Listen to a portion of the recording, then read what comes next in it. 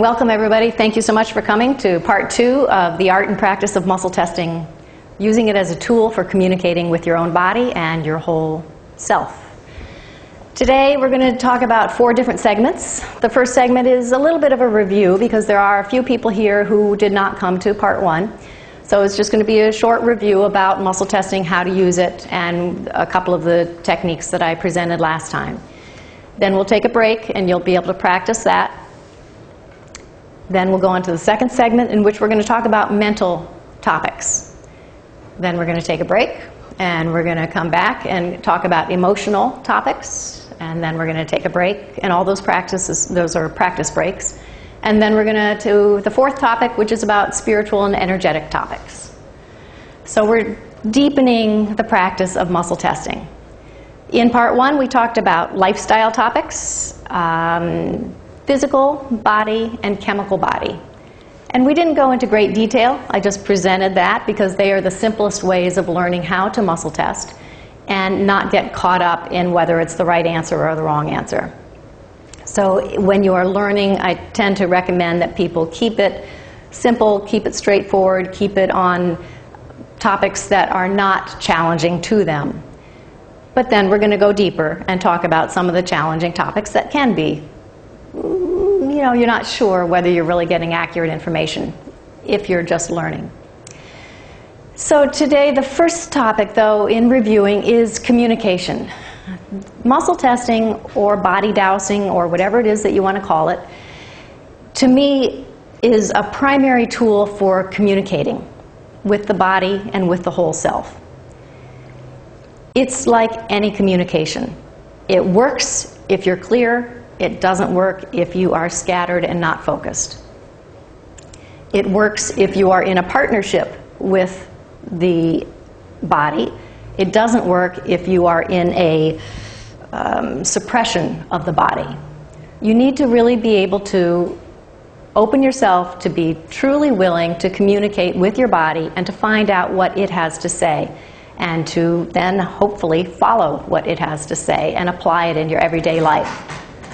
So communication is really important, and just be aware that all of this is about how can you best support your body so that it can be healthy, and how can you best support your whole self, body, mind, ego, spirit, and soul, so that you're happy and that your life is rewarding and fun. So that's how I use muscle testing. It's a wonderful thing to do. You do have to practice being centered. If you don't already have some type of meditation or prayer practice, then it's a good idea to bring something like that to the table. And to learn how to get out of your head and to drop down into your body and to get information from your body itself instead of just your little monkey mind, shall we say. The mind always has ideas about things, and some of the ideas are true intuitions, and some of them are just what you've been taught, what you have come to believe by yourself, whether it's accurate or not. It's a lot of noise oftentimes. So being centered is really important in getting accurate information. There are many clearing techniques, some of which we taught last time. Water is very important. Make sure that you have water nearby when you're muscle testing. And often it's not even about swallowing it, it's just about holding it in the mouth so that the brain gets the instant connection of this is water, this is hydration, and it helps the brain to focus. So you can either hold it in your mouth for a couple minutes and then swallow it down, or you can drink it and have it go all the way down through your digestive tract. The other purpose for holding it in the mouth is that then you get the instant connection. Once you swallow it down, then the whole digestive tract has to work on it and absorb it and utilize it, and so it may not affect your brain immediately. So water is one way of centering.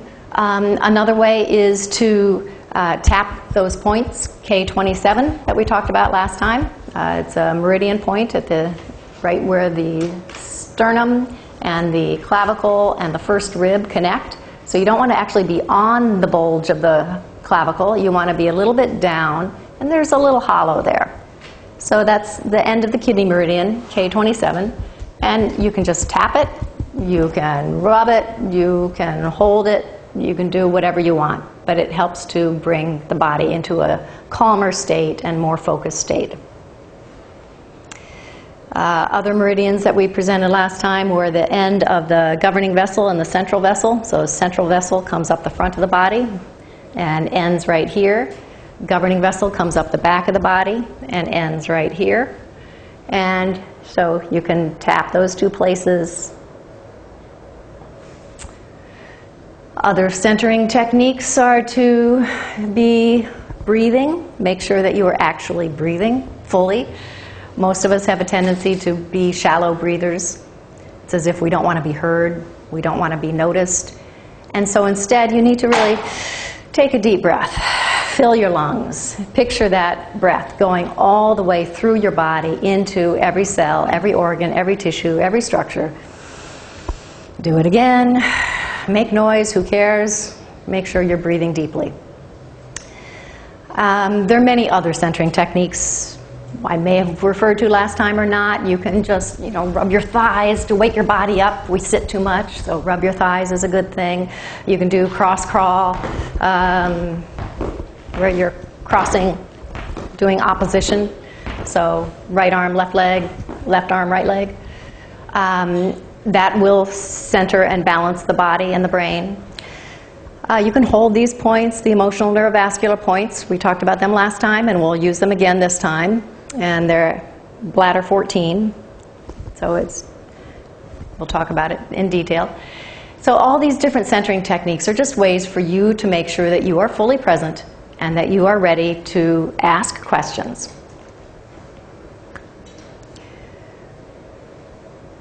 In terms of asking questions, you want to keep it simple.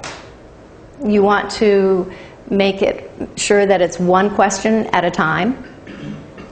My partner oftentimes says to me, you ask me questions that are always two questions at once, and I don't know whether to answer the first question or the second question.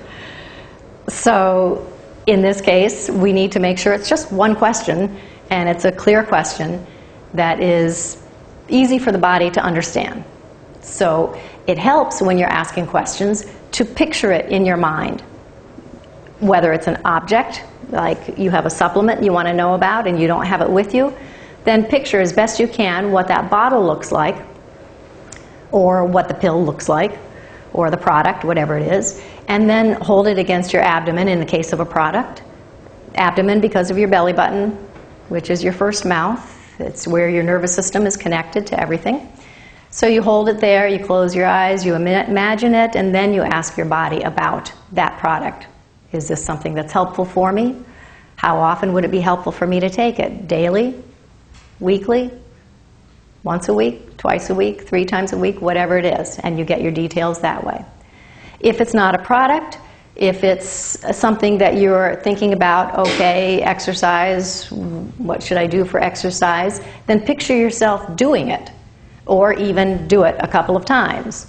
And then say, okay, body, is that helpful for my hips, for my knees, and ask your questions.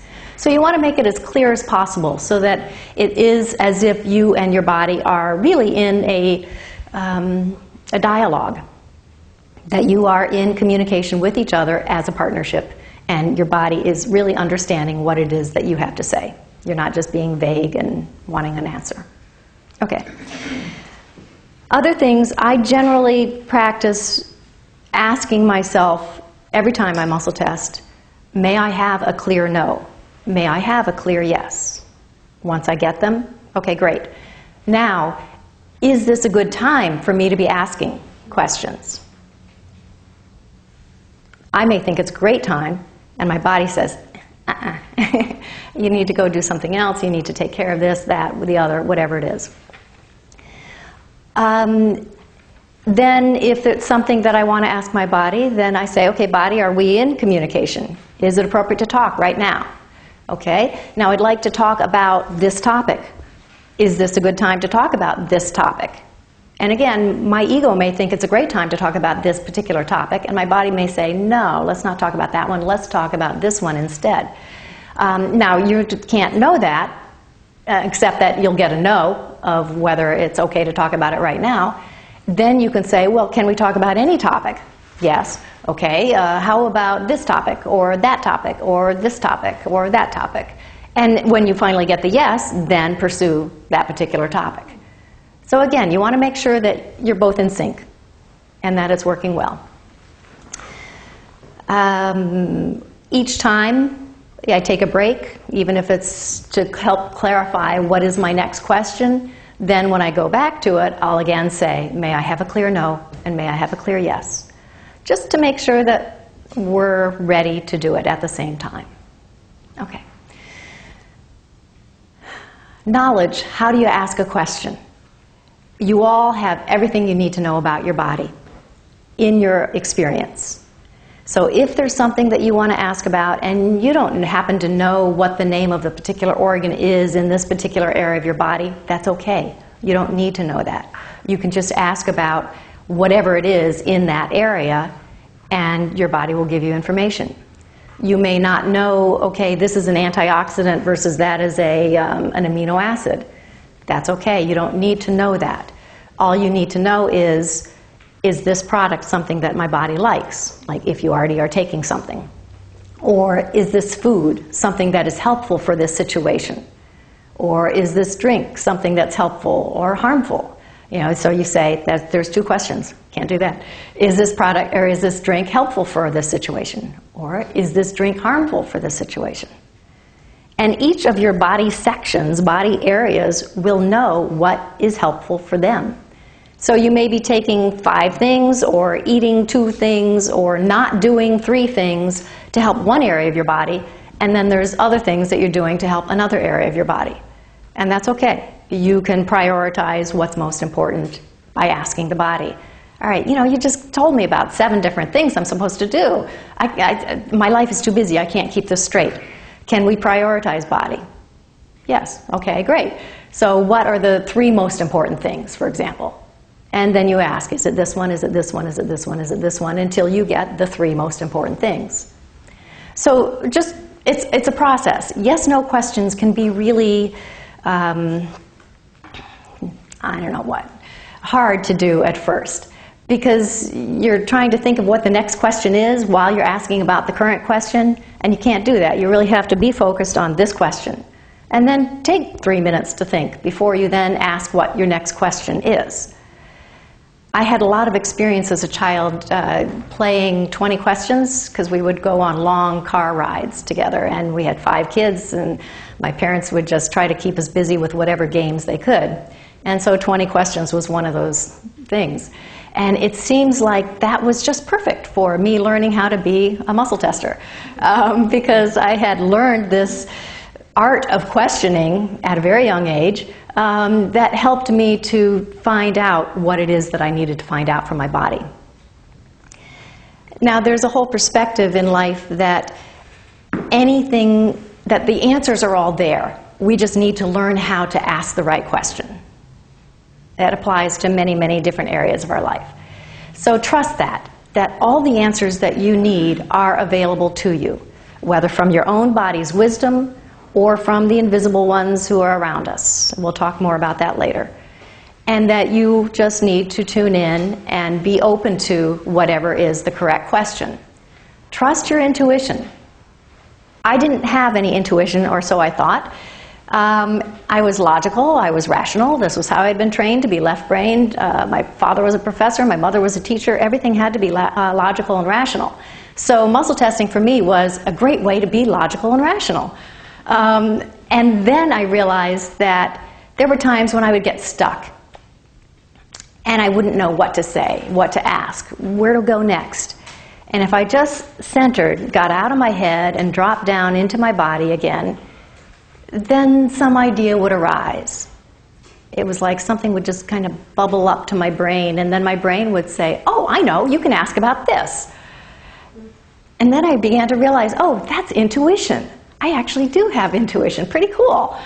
So listen for your intuition. Listen for that voice. Listen for that little chill of guidance, or whatever it is, that bubbling up of information, because that will help you with whatever it is you next want to know about. And you don't ever have to muscle test. If you just want to work by intuition alone, go for it. For me personally, I came from the backwards route, and so now I found that they work really well together. That my intuition may give me a great flash of insight, But the muscle testing helps me refine it and get more specific about how to apply that flash of insight into my daily life. So just explore. It's a great way to learn about yourself, your body, about your mind, about your spirit, about all parts of yourself. Okay? All right. Next, we're going to review briefly the different ways of muscle testing that I presented last time. And then when we take the break, you'll be practicing them again. And we'll be talking about the lifestyle, the physical, and the chemical topics. So the first way that I presented, or at least I'm going to present right now, is the body lean. And the idea, the body lean can be standing or sitting. And the way that I've programmed it into my body is that when my body leans forward, that's going to be a yes response. And I come back to center. When my body leans backwards, then that's going to be a no response. And you practice with it, and you'll learn not to go too far forward or backwards so you don't fall over. In terms of the body lean, I'm just going to give a couple of examples, and we'll start it with products, the chemical body. So I'm going to just drop down, picture that I'm in my chemical body. And by chemical body, I mean anything that affects your body on a chemical level. So it can be your brain, hormones, neurotransmitters. It can be your blood quality. It can be the alkaline and acid nature of different organs of your digestive tract. It can be anything that is chemical. It can be anything you eat, drink, ingest, smell. It can be anything that goes on your hair, on your skin, on your outside of your body. So all of that is chemical is what we're talking about here. Okay, so let's see. Okay, body, may I have a clear yes? Thank you. All right, may I have a clear no? Okay. Is it appropriate to ask some questions about my chemical body right now? Okay. Would it be helpful to talk about food intake? Okay. Drink intake? All right. Supplements? Okay. Is it any of the supplements that I'm currently taking? Okay. So that's a no. Is it something that I would think of, oh, is it in the bag that I have at home that I don't use every day? All right, good. And so there's some product in there that would be helpful for me to take? All right. Would it be helpful for me to take it for just a few days, a few weeks, a few months, a few months? All right. So 1 month, 2 months, 3 months, 3 months. All right. I'm going to leave it at that. And I'll check into that when I get home, pull out that bag and see what I need to take for 3 months. And then I will have to go through all of the different supplements that are in there and determine which one it is. One thing that you may have noticed is that when it's about daily, weekly, monthly, or how often in a day, generally I don't bother waiting for the yes or the no. I trust that if I'm just staying still, then I haven't reached the correct response yet. And that then when I get to the correct response, my body will do the yes in that case. Okay? So that's the body lean. The second way that we talked was the two-handed approach to muscle testing. And you can do any ring, any circuit of a ring. I tend to use either the ring finger and the thumb or the third finger and the thumb. And then I use the index finger of my other hand. And the idea is that this creates a magnetic link. And the magnet is held closed. And when I push against it with my index finger and the magnet doesn't open, when it's closed, I call that a no response. And that's what I've programmed my body to do. So a no is no movement. If the body wants to do a yes, then I programmed my body that a yes is that yes, it lets my finger move through. Okay, so this is a yes. So again, may I have a clear no? May I have a clear yes? Thank you. Is it appropriate to ask questions right now with this form of muscle testing? Great. Okay, what do we want to talk about? Should we talk about lifestyle? No. Okay. Should we talk about physical? Yes. All right. So physical, do we want to talk about something in my head, my neck, my chest, my abdomen, my pelvis, my upper extremities, my lower extremities? Okay. My hips, my thighs, my knees, my calves, my ankles. Ankles. Okay. Ankles, what do we need to know? Is it something about strengthening or stretching? Is it about something topical to put on them? Is it about the shoes I have on? Ooh.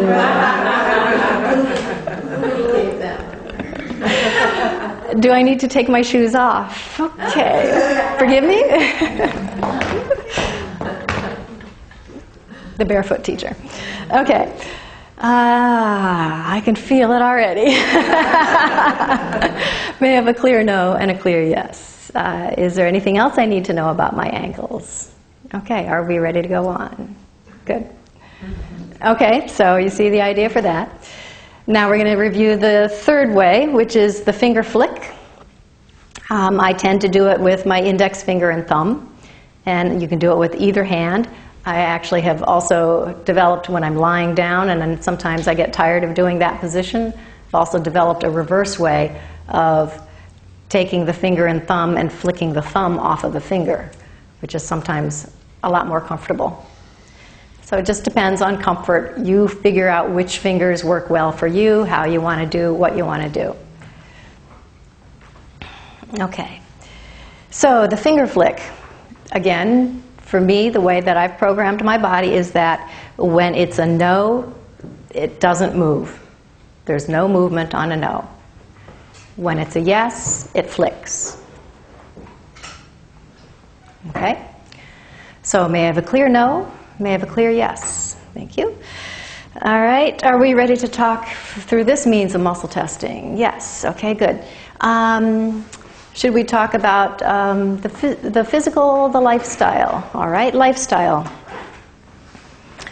Lifestyle, should we talk about teaching, writing, sleep, rest, recreation? Oh, okay, recreation.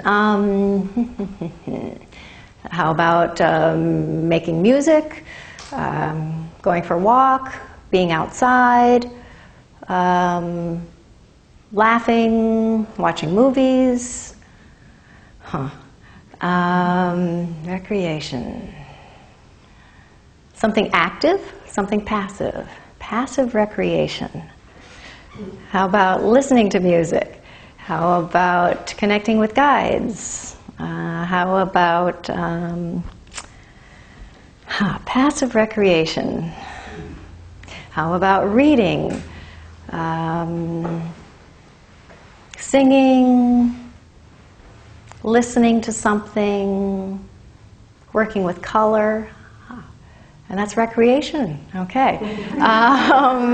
Is it working with color? How about looking at the colored gels that I have, wearing the colored glasses that I have? Okay. Wearing the colored glasses. Particular color? Do I want to work with the gold? Do I want to work with the purple? The purple, okay. And that would be recreation. All right, just checking. And doing it daily, weekly, once a week, twice a week, 3 times a week, 3 times a week, for 5 minutes, 10 minutes, 20, 30 minutes, 3 times a week. Okay. So that's an example. And an example of how you can get stuck and you just have to keep trying. See what comes up. And make sure you're not wearing out your muscles in the meantime. And if you still can't get it, just let it go. Just say, okay, we'll talk about this another time. And you shelf it for another time when you are ready to address it again and maybe new ideas have come to you. All right? Everybody ready to practice? Okay, so we'll take a break for about 10 minutes, 10 to 15 minutes. You can practice on your own, just reviewing what we did last time. All right? All right, it looked like you were practicing, and some of you were getting handouts, but that's all right. Hope you were able to practice as well. So next we're going to go into the topic of mental issues. Now, to me, everybody's going to be different in how they distinguish what these topics are.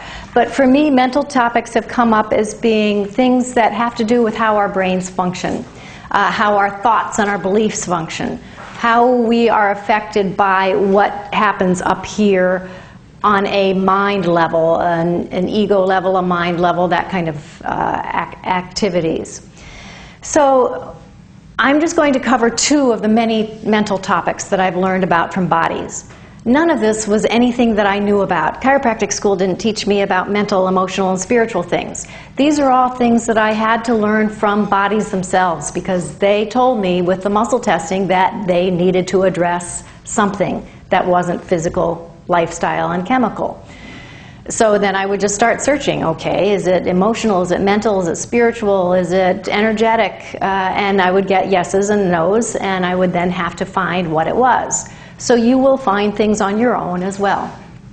But with the mental topics, I'm just going to present 2 of them, because they're the 2 that seem to me to be pretty important. They come up the most anyway for clients. The first one has to do with left brain, right brain function, or lack of function. We have been taught in our society to be pretty much split, that there's a left brain and there's a right brain, and the left brain handles the rational, logical stuff and the math and the music, and the right brain handles the creative, impulsive, spontaneous things. Ideally, we are whole-brained, that there is perfect communication between the 2, and we can switch back and forth with any problem, no problem at all, and be able to access everything at the same time. That's the way the brain is designed to be, in my opinion, that it is a whole brain functioning all the time. And we've seen that more and more recently with people who have had strokes, and a certain part of their brain stops functioning, but oftentimes there's a miraculous type of recovery that takes place, either quickly or over time, where another part of the brain starts taking over for that function that was lost, that area of the brain that was lost. So the brain is very malleable. It's very much able to grow, change, adapt to whatever our circumstances are. And that whole brain concept is the underlying issue here.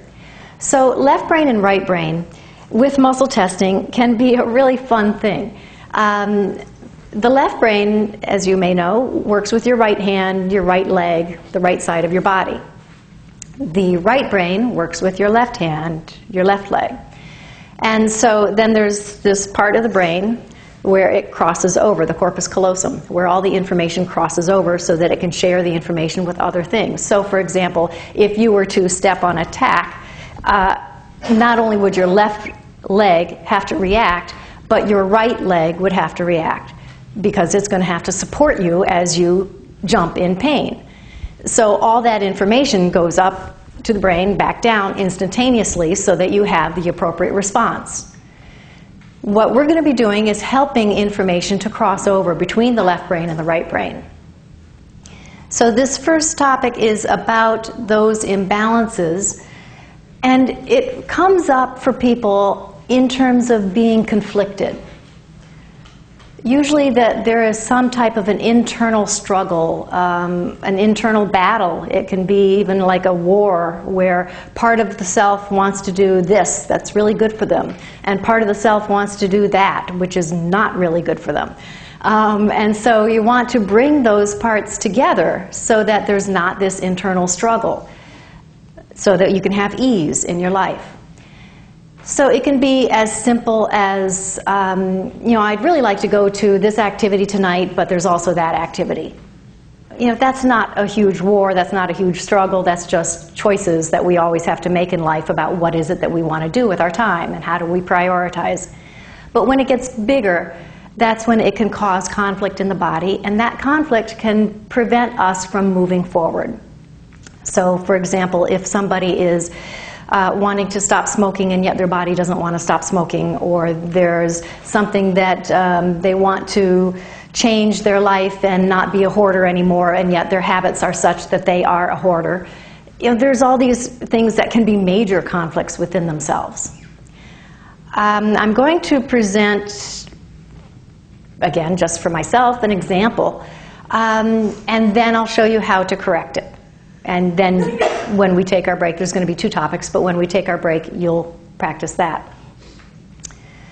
Okay, so the concept that came to mind that I struggle with, and it's not active anymore, but it was a major issue 10 years ago, is that I believe, on a large part of me, that humans are actually learning and are transforming and are going to let go of cruelty, violence, and war in my lifetime. Now, that's, you know, a bold statement to say. And there's this other part of me that says, you are crazy. There is no way humanity is going to drop, you know, 10,000, 40,000 years, however long it's been, of habits of that type of behavior. So let's use that as an example, if you don't mind. All right, so I'm going to use a finger flick here. All right, may I have a clear no and a clear yes? Is it appropriate to talk to my body about this? Thank you. Okay, here comes the heat. So the statement that my belief is that humans are going to change dramatically for the better in my lifetime, does my left brain agree with that? No. Okay. Does my right brain agree with that? Yes. Okay. Is there a way that we can bring that into commonality? Yes. Do we need to change the words or the statement of belief? No. Okay. Would it be helpful to use brain integration techniques? Yes. Okay. So let me talk to you about brain integration techniques, and then I'll model it for you, and we'll see how it goes. So brain integration is bringing the left brain, right brain together. There's 3 different ways that it can be done that I've learned, and they all work. It's just depending on which one your body wants to do, or you can do all 3 of them. The first one is to imagine, this is my left brain. So we're going to just imagine that these are the 2 brains, and that I'm bringing them together while stating the belief. So I'm not going to do it right now, but you'll be bringing your hands together slowly. You'll be meeting the fingertips and thumb tips. Then you'll be bringing your palms together, and then you'll be folding your hands one way and then the other. You might just practice that first, because it's very strange. Some people only fold their hands in one way and not in the other. And so the idea is that this is literally connecting up the left side and the right side of your brain, and you're bringing it all together, and then you're merging it with itself. Okay? So that's one technique for doing the integration. The second technique is using the eyes to do that brain integration. And it's where the eyes create a sideways figure 8, which is an infinity symbol, but it's following that. And so I'm going to do an example right now, but you would take your finger and then just follow your eyes. You can make it as big or as small as you want. Your eyes follow the finger in that figure 8 pattern.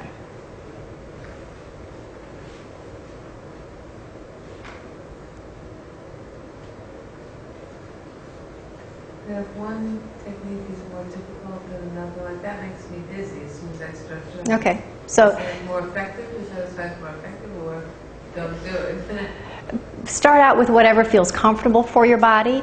It may be that that's an exercise you would need to do on your own really slowly just to help your brain function better.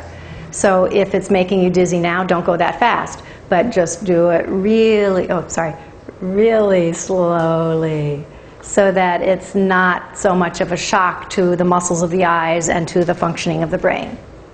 It probably is a good idea to do that to help your brain balance. Okay, but again, very slowly and carefully. All right, so the third technique is doing cross crawl.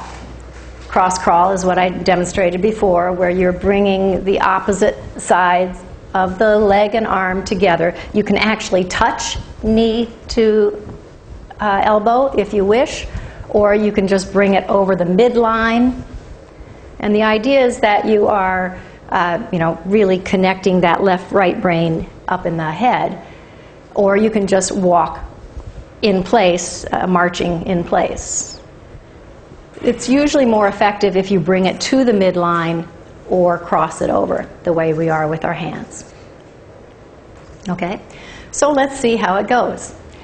May I have a clear no? May I have a clear yes? Is it appropriate for me to use the brain integration technique of the hands coming together?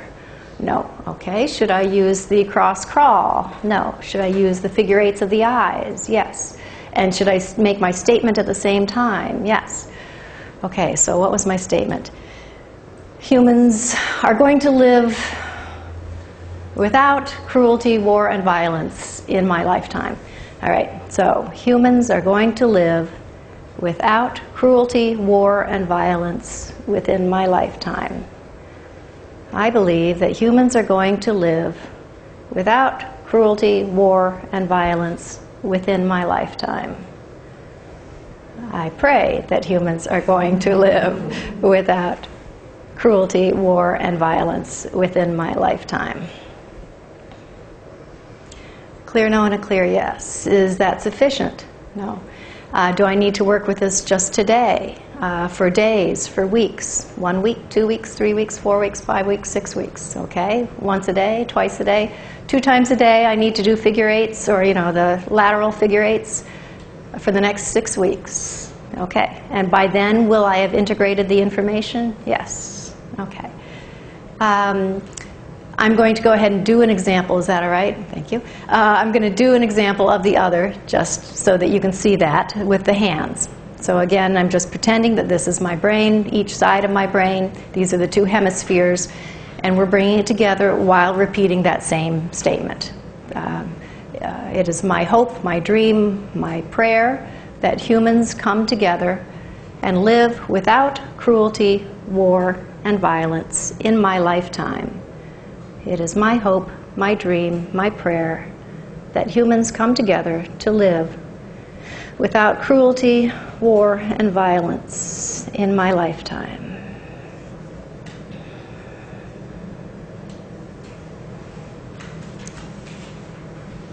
And you can do it as many times as you wish. And may have a clear no and a clear yes. Is my left brain believing it at all? Okay, good. Is my right brain believing it at all? Yes. Is there some more harmony between my 2 hemispheres? Yes. So then that just confirms that I'm on the right track. And you can keep checking in once a week, 10 times a week, whatever you want to do, depending on what it is that's come up for you. All right? So when we do our practice, you'll be coming up with some idea, or some conflict within you, major, moderate, minor, it's up to you, and trying to come together in your brains about that conflict. Okay? Second topic is about stress. Now, stress affects our bodies greatly. We all know that. We can all see that, feel that, experience that. The way that it happens on the body level is that there's the sympathetic nervous system, which gets geared up so that you can run fast or fight somebody, or the whole fight or flight syndrome. That's the one that helps you to handle stress. People are running on their sympathetic nervous systems in this society. Not so much in Vermont. I think that's why we all have chosen to live in Vermont or Massachusetts, New Hampshire, this area. But the rest of the world, rest of the country specifically, is really, a lot of people are living off of their stress. Their sympathetic nervous systems are in overdrive. The way that it happens is the parasympathetic nervous system, which is about digestion and rest and sleep. It's a balance. The body is always wanting to balance this out so that it can be like a balance where it comes to the proper balance. Sympathetic nervous system works this way, parasympathetic this way, it's all fine, you sleep well, you digest well, and you're able to get all the energy that you need to accomplish what you need to do in your life. If you have been living this way, where the stress is up here for a long time, then it makes the parasympathetic go down, and along with everybody being in hyperdrive in the world, there's millions of people in our country who don't sleep well. If you personally have that situation, either you don't sleep well or you don't digest well, then you need to look at the stress situations in your life. What's causing you stress and how can you relieve those stresses? So stress can be of the past, something that has just been going on. It's a habit that you have been stressed for so long that you just live in stress. You don't know any other way. You've forgotten what it is to truly be relaxed. Stress can be current, that you have to get up and do something specific that day, and you know it's going to be a challenge, and so you get stressed about it because you're not prepared or whatever the situation is. Or stress can be about the future, that somebody's going to be coming to visit your house, or you are going to have to go to the hospital for some procedure, or you are going to have to travel to a new country for the first time ever. And that's a stress that affects you. All those things can affect you in the current now. So you can use muscle testing to help you find those stresses and then clear them out. So we're going to work with the 3 different corrections that kind of add on to each other. The first one is those emotional neurovascular points that I talked about. I love these points. I use them all the time for everything under the sun. I highly recommend you learn to put your hand on your forehead and hold it there. Whether you're sitting, whether you're lying down, whether you're talking to somebody, who cares? Just put your hand on your forehead, hold it there, and it just chills you out. It's a good thing. So holding those, you can either hold them specifically with bladder 14, or you can do it with your hands over your eyes, holding the points with the rest of your finger, or you can do it one-handed. If you find that you can't sleep at night, you're awake thinking about something, your mind is going over and over and over and over and over and over, whatever it is that you're supposed to be doing, you can put your hand on your forehead and prop your arm up on the pillow, and usually you'll end up falling asleep and your hand will come off. It's wonderful for de-stressing any situation, past, present, or future. So that's the first technique we're going to use. The second is adding in an affirmation. To me, affirmations are a wonderful way of shifting how my mental patterns work. So I'm putting in a new idea that is supportive rather than focusing on or paying attention to the old ideas that might be tripping me up. So saying an affirmation while holding your emotional neurovascular points is helpful. The third technique is holding the points, saying the affirmation, and doing an eye rotation. So before we did the lateral figure 8. What we're going to do now is an eye rotation. And so you're going to be literally following your fingers without moving your head, following your fingers in a big circle. And you can either hold a pen or an object, and you want to do it in both directions. And I went way too fast for if you've never done this before. You want to do it slowly because you want to notice that there may be places where your eyes kind of jump. And you might, I've been doing this for a long time, so far there haven't been any. But if right around here, I can feel my eyes are feeling strained. So if you find that there's some place where your eyes are jerking, or they kind of skip over some places, that just means your peripheral eye muscles haven't been developed, and so they're kind of jumping over things. But it also is a way of hiding information from yourself. Ideally, the eyes can make a perfect circle in both directions and do it as slowly as you need to, without any jumping or skipping. And if they do jump or skip, then go back and just take it slower so that you really are going through that place. Anybody who is familiar with neuro-linguistic programming, they have identified every area of where we look has to do with certain places in the brain, the past, the present, the future. And so if you're skipping things, it may be muscular, that your muscles just aren't accustomed to making that rotation, because a lot of people don't use peripheral vision. Or it may be that there's something that your brain knows and your body has said, or your mind has said, no, I don't want to go there, I'm not going to think about that, and so then your brain has learned to let your eyes skip over that area so it doesn't access the information. So back to this, you'd be holding your emotional neurovascular points, you'd be saying your affirmation, and you would be rotating your eyes all at the same time. And again, you would do one whole rotation in each direction. So I'm going to do an example again. Let's see, may I have a clear no and a clear yes. Is it appropriate to use this technique to help with some stress in my life? Thank you. Would it be good to look at something in my past, in my present, in my future? Okay.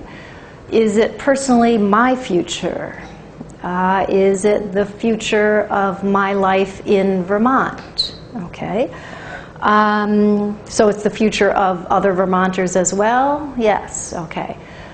Does this have to do with air quality, rain, weather, so weather, hurricanes, storms, large weather patterns, so large weather patterns affecting my life in Vermont and that of other people's lives, okay? So this causes stress for my body, okay? So if it does, would it be helpful for me to do these 3 techniques? All right, so should I hold this by itself? Would it be helpful to come up with an affirmation? All right. Be creative. Make it up. I am completely safe. Let's see. I am happy and well, regardless of the weather. Okay. So I am happy and well in Vermont, regardless of the weather. All right. Would it be helpful to do the eye rotations? Okay. Should I start right, start left? Okay. All right. I am happy and well in Vermont, regardless of weather patterns, major weather changes. I am happy and well in Vermont, regardless of major weather patterns and changes. I am happy and well in Vermont, regardless of major weather patterns and changes. Clear Nona, clear yes. Is there more that I need to do with that at home? Did that take care of it? Do I still have stress about the future and weather? Is that cleared it? Cool. So you get the idea. Again, this is time for you to practice. We'll take a 15 minutes break and let you practice that. If you have questions, make sure to flag me down. All right, welcome back from your break. So now we're going to talk about a couple of questions that came up from that last practice session. The first question was about how do you know which side of your brain to support? And the simplest way for me is to muscle test, but the truest way is to listen to your heart. What is it that your heart really is guiding you to do? And then see if you can get both sides of your brain to support that. I believe we have to trust that our heart is the largest, most important part of us that is guiding us to what we really enjoy in life and what we really want to do with our life. The muscle testing, however, may give you a better clue about where it is that you're having difficulties with the situation. So if your left brain is not in agreement with what your right brain is saying, do ask, is it better for my left brain to come up with its own statement and get the right brain to agree with it? So work from both angles, because this is about wholeness, and it may be that your left brain has some information that you really need to know and incorporate. Another question was, how do you then work this out? How do you know which one to use, the stress response or the brain integration response? And again, you just muscle test, or I just muscle test, to say, okay, is it best for me to use brain integration so my left brain, right brain agree? Or is it best for me to use the stress response so that I clear out the stress that has been affecting me about this issue? And then make sure with the stress that you address, is it past, is it present, is it future? And it may be all 3. It may not just be one. You may have this pattern that you're going to have to deal with on all 3 levels. And so you start with the past and clear the past, then you do the present, clear the present, and then you do the future and clear the future. All right. So now let's go on. We're going to talk about the emotional topics. Again, all this differentiation is kind of silly. Our culture has taught us to differentiate, and in muscle testing sometimes it's helpful. But I don't want people to be split into saying this is my emotional self and this is my mental self. They all interrelate, because any belief, any thought that you think is creating a different chemical response, which brings out different emotions, which affects your chemistry, which affects your physical body, which affects your spirit. So it's all interrelated. But on the emotional topic level, we're going to discuss just two different areas again that are very, very common in people when I'm working with them. The first is blocked emotions.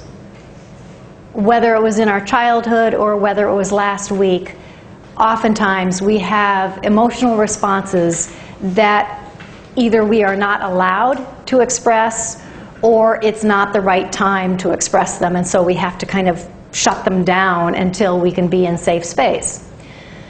So if that is done consistently over a long period of time, then the body has this habit pattern of shutting down its emotions.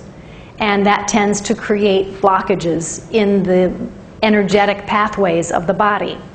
Whether it is the meridian systems, whether it's the lymph and the blood, these are physical pathways as well. It can create a chronic situation for an area. Generally, I find that any chronic problem has layers of emotions that need to be cleared, as much as the chemistry needs to be provided to help the tissues heal, or the exercise regimen has to be provided to help balance the muscles across the joint, or whatever it is. So, for example, when I first started choosing to heal my eyes, I found that, yes, there was chemical support to do, but I had layers upon layers of emotions that had been stuffed in my eyes. Mostly emotions of others, things that I had seen that I didn't like, and I kind of protected myself from them, but didn't let them go, didn't push them out of my body, and so they just kind of stayed in my eyes and my eye sockets and the brain pathways of the eyes. So what you're going to be doing is just looking at any chronic area, and presumably you all have one at least, that you could address and talk about with your body. So chronic areas, peeling out emotions. The blockages of the emotions may be your emotions, unexpressed grief, unexpressed anger and rage, unexpressed fear or terror. I mean, every emotion has its gradation of how minor or major it is. And usually it is something that has been a strong emotion that has been denied expression. So it's been suppressed, repressed, stuffed, whatever term you want to use it, put in the closet, it's there. So what you're going to be doing is asking your body, where is there something that is on an emotional basis that can be cleared right now, easily, quickly, and if you need to continue working on it, then you can do that. So in terms of that, you can start out by asking for area of body, you know, head, neck, chest, abdomen, pelvis, legs, arms. Or you can go, like I said, to a chronic area. Okay, sore shoulder, problem, trick knee, organ that's chronically dysfunctioning, and ask about that. It's a nice idea to touch it with one hand if you're doing a one-handed test, or if you're doing the body lean. And if you're doing the two-handed test, you can still touch the area and then do the test. Your body will give you a no or a yes, and for about 30 seconds it's a clear connection between there. If your body needs reminding, then you just go back and say, okay, let's go back to that neck area in this case. And then you ask your questions.